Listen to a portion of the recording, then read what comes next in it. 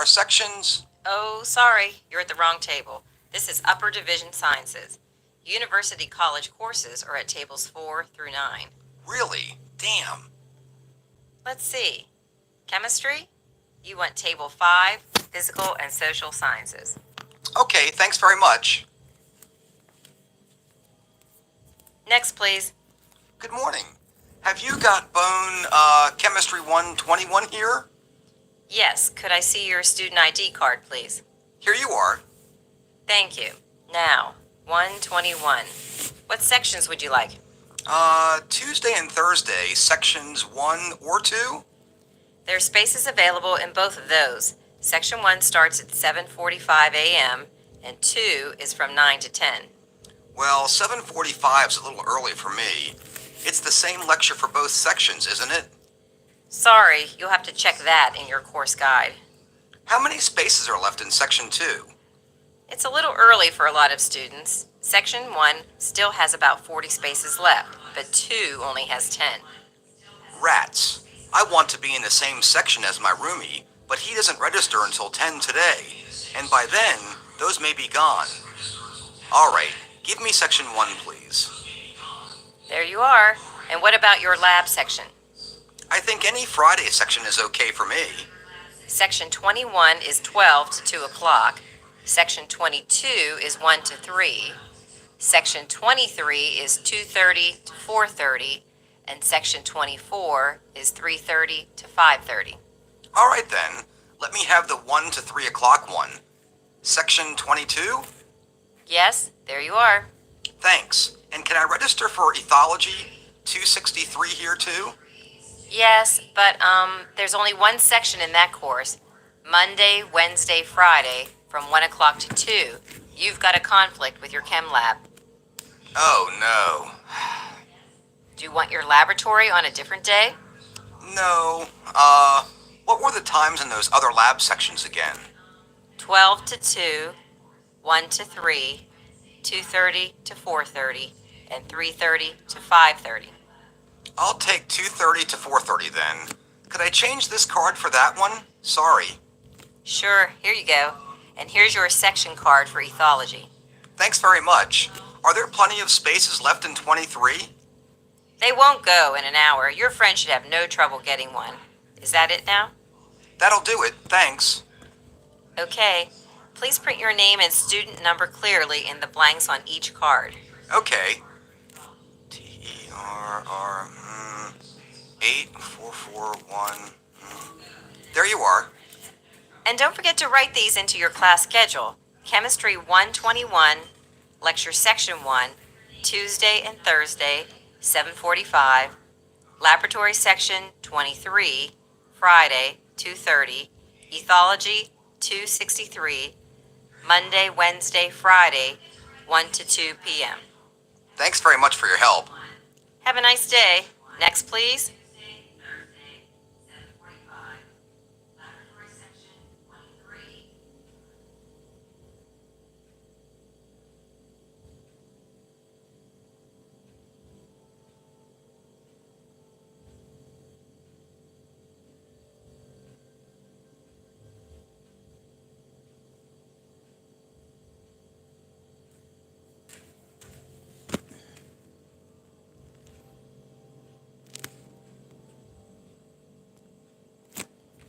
Listen to a conversation between a student and a registration clerk during registration week. Next. Hi, Chemistry 121, morning lectures. Our sections... Oh, sorry, you're at the wrong table. This is Upper Division Sciences. University College courses are at tables 4 through 9. Really? Damn. Let's see. Chemistry? You want table 5, Physical and Social Sciences. Okay, thanks very much. Next, please. Good morning. Have you got Bone, Chemistry 121 here? Yes, could I see your student ID card, please? Here you are. Thank you. Now, 121. What sections would you like? Tuesday and Thursday, sections 1 or 2? There are spaces available in both of those. Section 1 starts at 7:45 a.m. and 2 is from 9 to 10.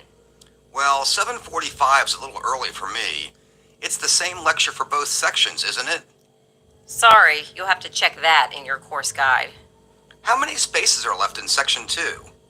It's a little early for a lot of students. Section 1 still has about 40 spaces left, but 2 only has 10. Rats. I want to be in the same section as my roomie, but he doesn't register until 10 today, and by then, those may be gone. All right, give me Section 1, please. There you are. And what about your lab section? I think any Friday section is okay for me. Section 21 is 12 to 2 o'clock. Section 22 is 1 to 3. Section 23 is 2:30 to 4:30. And Section 24 is 3:30 to 5:30. All right then, let me have the 1 to 3 o'clock one. Section 22? Yes, there you are.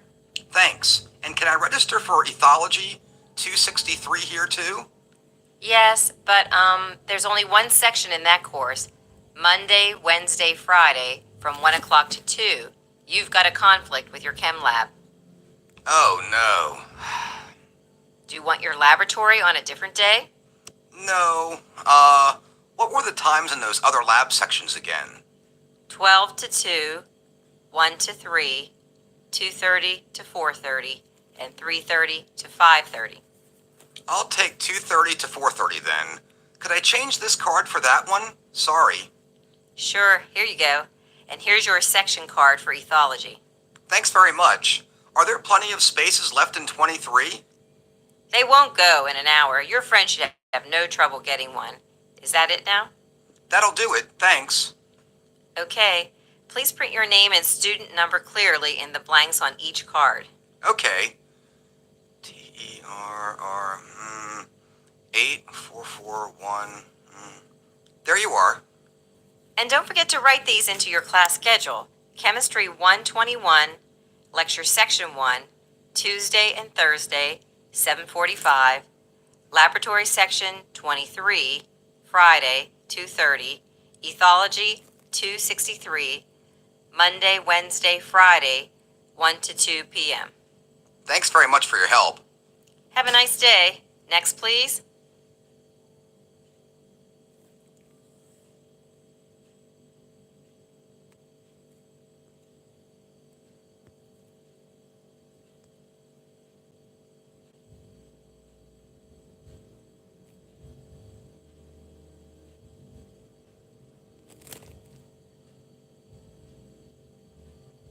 Listen to a conversation between a student and a university advisor.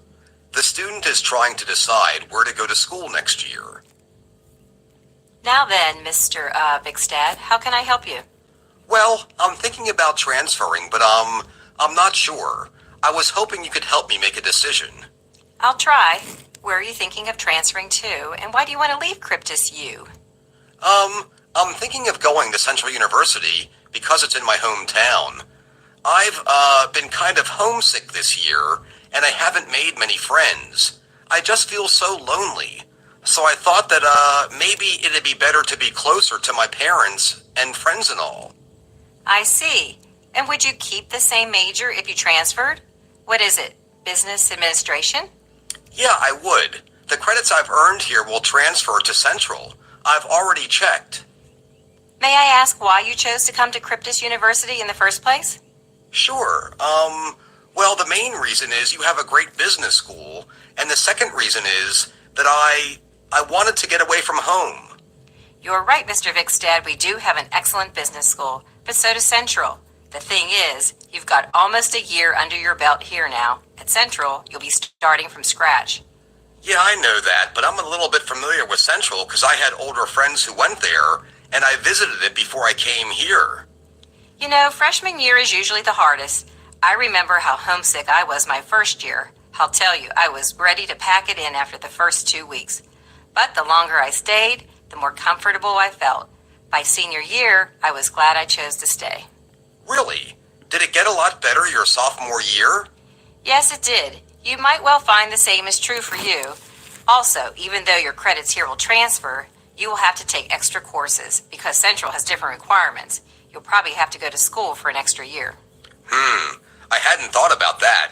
I'll have to check into it. Maybe I should give it one more year. I mean, it's probably good for me to learn to live away from my family and friends, right? It'll make me stronger in the future. You can always move back there after you graduate. Of course, by that time, you may not want to. Thank you for all your help. I guess I'll find out the exact transfer requirements. You've given me a lot to think about. Don't mention it. If you feel like you want to talk more, don't hesitate to come back and see me.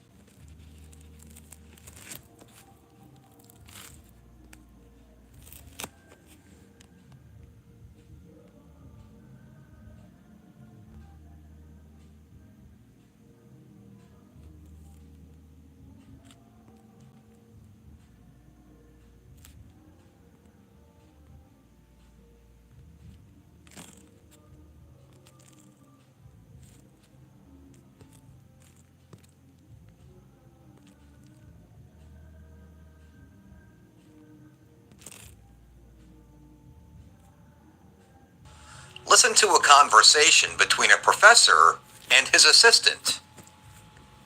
Good morning, Hannah. Thanks for coming in. How was your holiday? It was very good, Professor, thanks. A week in the Appalachians is really therapeutic. Nothing to do but eat, sleep, and listen to nature. It's beautiful up there in the spring. The countryside is so green, and the people are so friendly and laid back. Hello, sir, Mr. Roy Malone. Thank you for joining us. Thank you for listening to this English listening practice. Just enjoy this listening practice. A good place to unwind. I envy you. I've just got too much to get done to get away at all now. I must get this book finished. For one thing, my publisher's getting impatient. I've outlined the last 2 chapters, though, finally, so it won't take me too much longer, I hope. Maybe I'll be able to go somewhere at Christmas. But, what I wanted to talk to you about is our syllabus for this term, Hannah. I know this is short notice, but I'd like to make a couple of little changes to it. Uh-oh, I know your idea of little changes. No, I don't think it'll be that bad this time. What I'd like to do is, cut lectures 2 and 3, the ones on Old English and Middle English, down to half their length, and then meld them together into a single lecture. Then, with that extra 90 minutes, I want to add a lecture at the end on World Englishes. I think it's time we dealt with that more thoroughly, don't you? Yes, sir, I certainly do. That's a good idea. So I guess I just need to cut down the quizzes to match and add a new one for World Englishes. Do you know when I'll be able to see your revised OE and ME notes?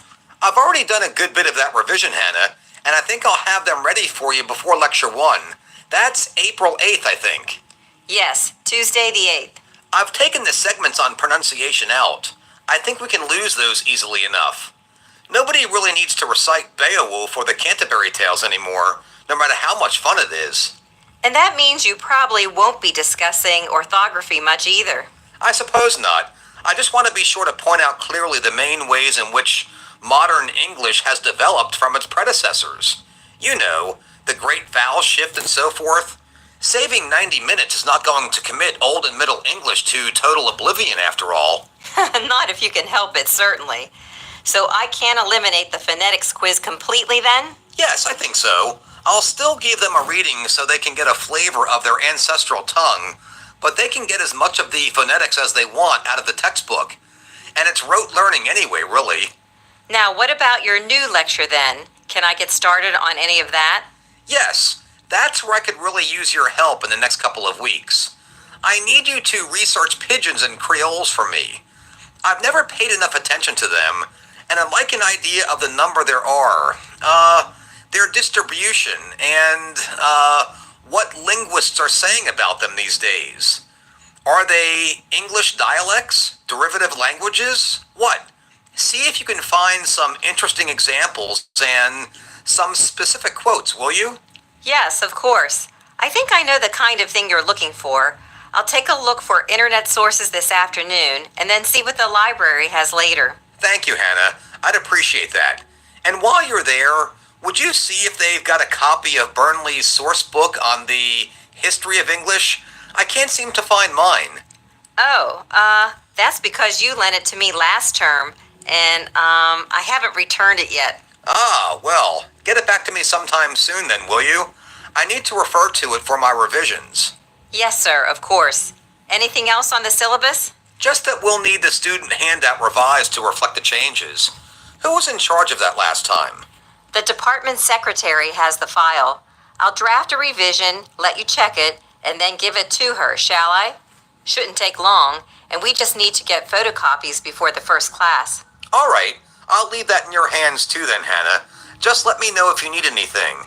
And I'll see you at the faculty meeting tomorrow afternoon. Oh, yes, the faculty meeting. Oh, and if you need any anecdotes on Appalachian English dialect, I'm your girl. I've just picked up a wealth of contemporary examples. I'll keep that in mind. Thanks, Hannah.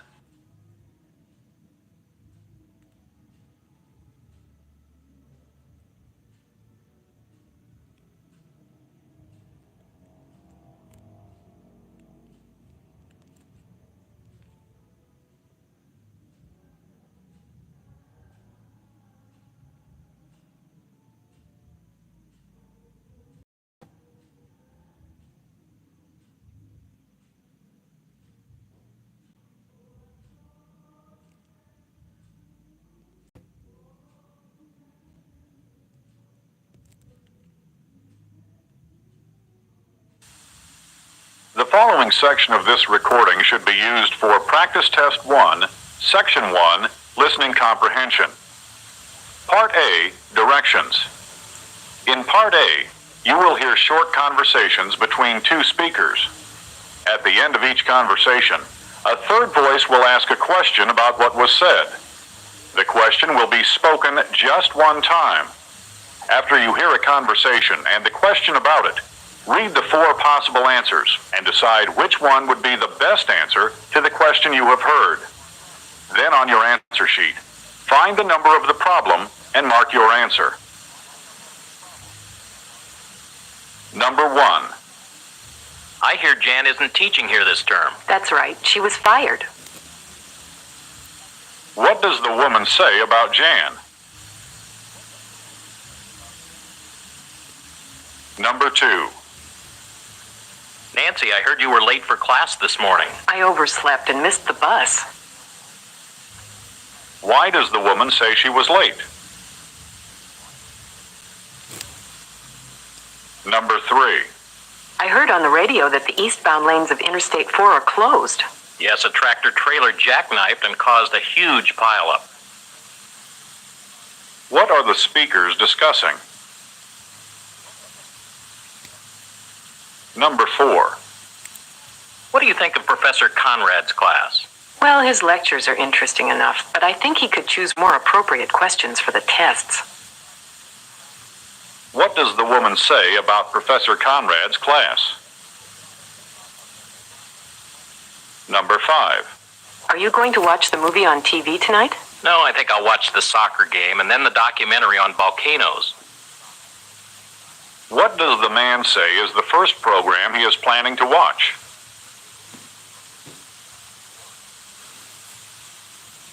Number 6. Where did Suzanne come from? She was born in Switzerland and grew up in Sweden, but she's a citizen of England. Which country does the woman say is Suzanne's present home?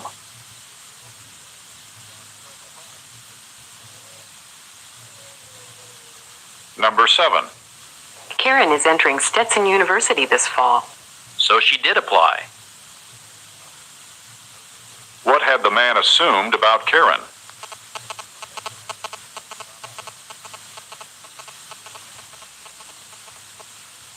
Number 8. Why are you wearing that cream all over your arms? I ate wild berries at the picnic last week and I broke out in a rash. What does the woman say happened to her?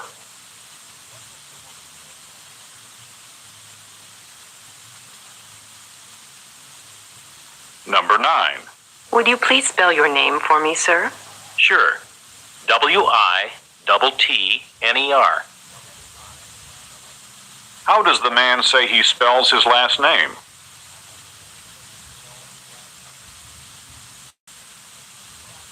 Number 10. I have to go out of town for a meeting tomorrow and I need somebody to work for me. Sure, I could use the extra hours. What is the man probably going to do?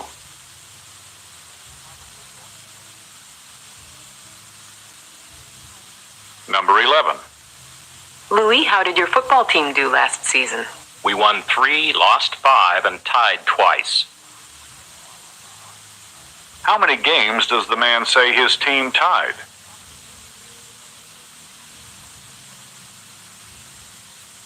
Number 12. Do you know what happened to Sally?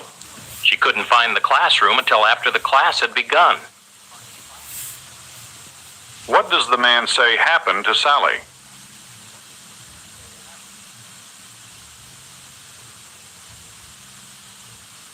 Number 13. Did April visit you in the hospital when you were ill? No, but it was certainly kind of her to send me flowers. What does the man say about the flowers? Number 14. William looked very tired this morning. He drove George's car from Georgia to New York without stopping to sleep. What does the woman mean? Number 15. How was the turnout at the meeting last night? Fewer people came than I had expected. What does the man say about attendance at the meeting? Number 16. Was Harry successful at his new venture? He spent 5 hours knocking on doors, but he didn't sell a single magazine. What does the man say about Harry? Number 17. Did Frank have his house repaired? The contractor said the repairs would be very expensive, but he decided to have the work done. What does the woman say about the repairs to Frank's house?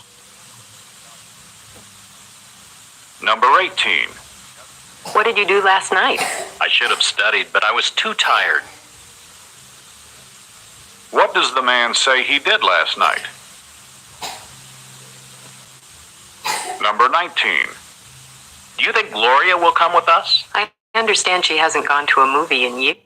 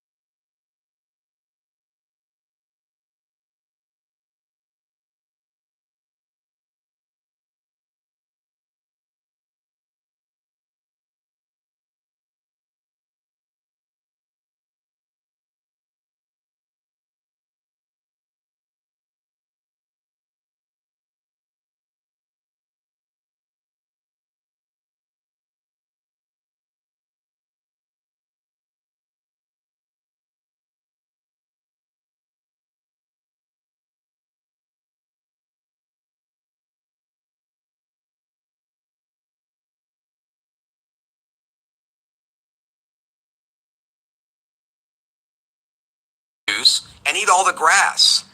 I suppose that would teach, 5th graders about the balance of nature. Hey, it was fun. Anyway, he's also got some good information there. It'll probably come in handy when he gives us homework. Wow, you're right. I better take a look at it myself. Can you give me his URL? It's listed right in the course guide where they describe the course. But if you can't find it, I'll give it to you next time. Or I could email it to you. What's your address? That would be great, thanks. MyraSweetie@umail.com. Here, I'll write it down for you. Did you pick up your textbook yet? No, I've been looking for a second-hand copy before I spring for a new one. It's expensive. $45. They all are, aren't they? Why do poor college students have to pay so much for their textbooks? It ain't fair. It's just economics. Nobody reads them except the students that take the courses. The publishers probably didn't print more than a few hundred copies of our text, you know. Still, they could print them in paperback, couldn't they? That would save us some money. And on newsprint, sure.